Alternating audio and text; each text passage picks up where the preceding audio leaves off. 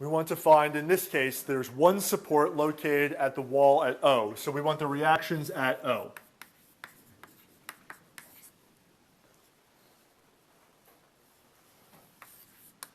And what we're given is the diagram.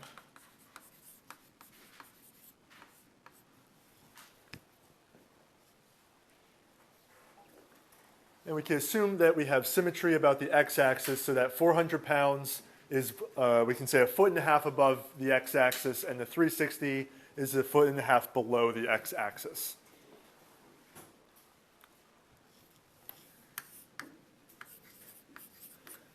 So our free body diagram here, what's the object we want to isolate from its supports and from any of the connections that it's making? Right? In this case, the beam, we're going to not have the wall in our picture, so we'll have to represent what the wall does to the beam. So we're keeping the beam and all the forces and moments that act on that beam as our free body diagram.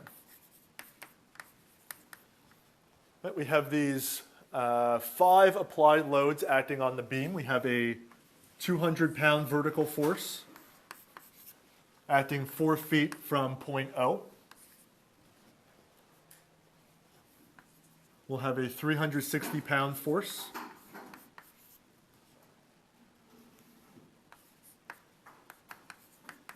Again, we're saying this is 1.5 feet below the center line of the beam, and then there'll be a 400-pound force that'll be 1.5 feet above the center line of the beam. So I'm representing the beam just by its center line in my simplified drawing. The thickness is going to turn out not really to matter in this case, and we're not going to be concerned about the mass of the beam either. We're not given any information about it, so even if we wanted to include it, we wouldn't have, at least as presented, enough information. We have a 120-pound load. And then finally a 100-pound load as well. So again, here are the 5 external loads that are acting on my beam, just copied exactly like I have in my picture. So I have to also include in my free body diagram is what the support or supports did to the object I decided to keep. In this case, I don't have the wall in my picture, so I have to say, put in what the wall does to the beam that I kept. So we can look at, again, what motion is prevented because the beam is built into the wall at O. So we can start by looking, does the wall prevent it or allow the beam from moving along the x-axis?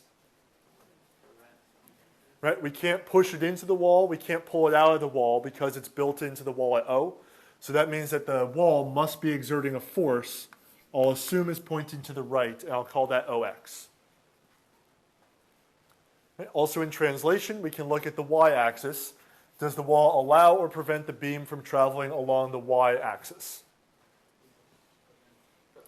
Right? We can't move it up and down. It's built into the wall there. So the translation is prevented. So there must be a force that the wall exerts on the beam. So I will call that OY. Right? So we check the translation. The beam can't translate anywhere in the XY axis because it's built into the wall. So then we want to check, can it rotate around the z-axis at this point O? So looking into here where it's built into the wall, can the beam freely rotate around the z-axis at point O? Right? We can't just rotate it there. It's built into the wall. The wall prevents a free rotation. So it's unlike a pin where it can rotate around that z-axis. That's one of the purposes of the pin. Here we cannot rotate it freely around point O. So because that rotation is prevented, the wall must be exerting a moment or a couple at point O that prevents that rotation. So again, we can't rotate it clockwise, nor can we rotate it counterclockwise. So for convenience, I'm going to just assume that the moment supplied by the wall is going to be positive or counterclockwise. Again, here if it's negative, that'll be okay because the wall prevents rotation along either direction. I'm going to call that C sub O here. So in this case, the built-in connection, the wall prevents rotation and all translation. So at the wall, I have 3 unknown reactions that I'm going to be solving for. 2 forces, or really 2 components of 1 force, and a couple that prevents the rotation there. So looking at the free body diagram, I count 3 unknowns, and I can get 3 equations out of this. So again, you want to always do that test. If you have more than 3, just take a second look there. If you have fewer than 3, you also want to take a second look. Okay. With that done, we can move on to the equations. In this case, the equilibrium equations specifically. If I go along the x direction in my picture, I'll start to the left and go to the right in this case. OX, which is my one unknown. I have the 400. And I have minus 360.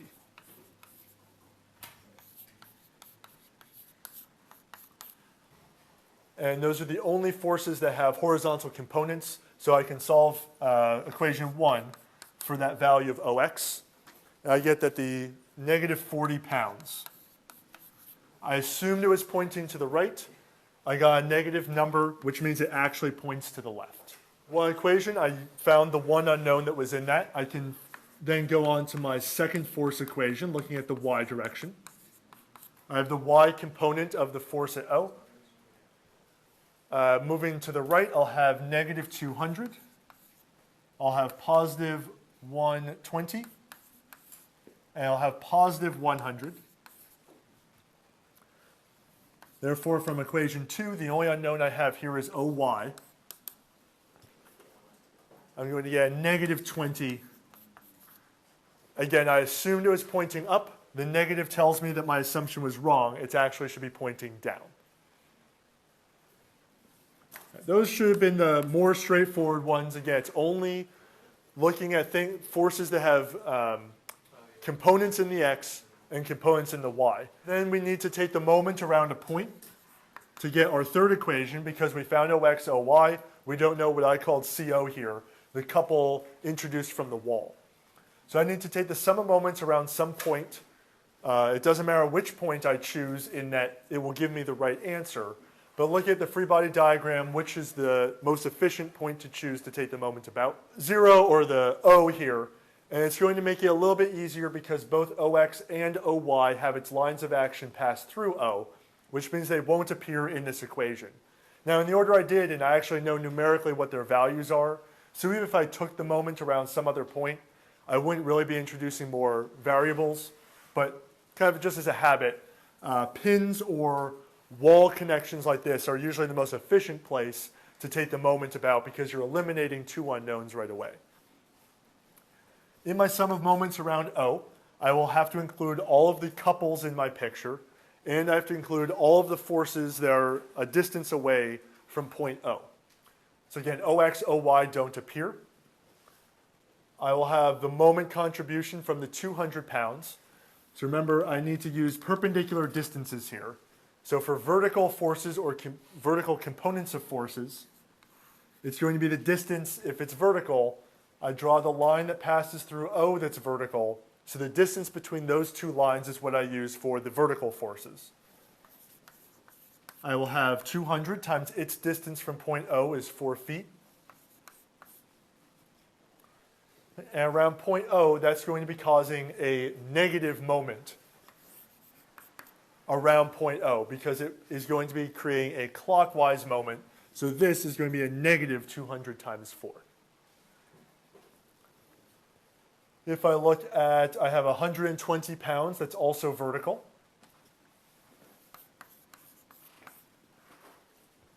And its distance to point O, its perpendicular distance, is the 8 feet away. And around point O, this 120 is going to create a positive moment around it.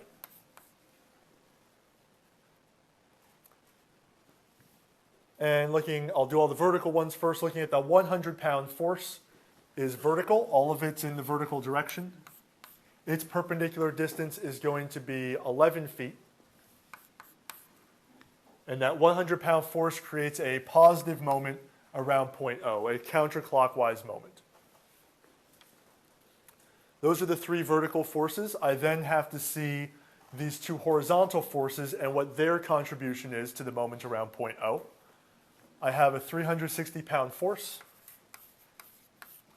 but this is a horizontal force, so I have to use its perpendicular distance to point O. Since this is horizontal, I need the horizontal line that passes through point O. I use the distance between these two lines now. So for the 360, that's the 1.5 feet. And around point O, that's going to create a clockwise moment. So this is going to be a negative contribution. And I have the 400 pounds. Its distance is also 1.5, and it also creates a negative or a clockwise moment around point O. The last thing I have here is OX and OY are not in this picture because they pass through point O. However, this unknown couple introduced from the wall does get included in this picture. So again, couples, no matter where they're located on my free body diagram, will appear in any moment equation that I take. So it is located at O. I am taking the moment around O, but couples never get multiplied by distances. So I just have CO here. This is a force times a distance, force times a distance. CO is a couple, which is a moment, which is a force times a distance. So if I look at my equation 3, I have just one unknown here, the value of CO. So if I combine all of this together, I can find just from equation 3 my value of CO. And I get CO is negative 120 pound-feet. Again, the negative tells me that my assumption was incorrect. I assumed it was counterclockwise. The negative tells me that actually it's clockwise. So in my interpretation, the CO is actually twisting it in a clockwise direction here.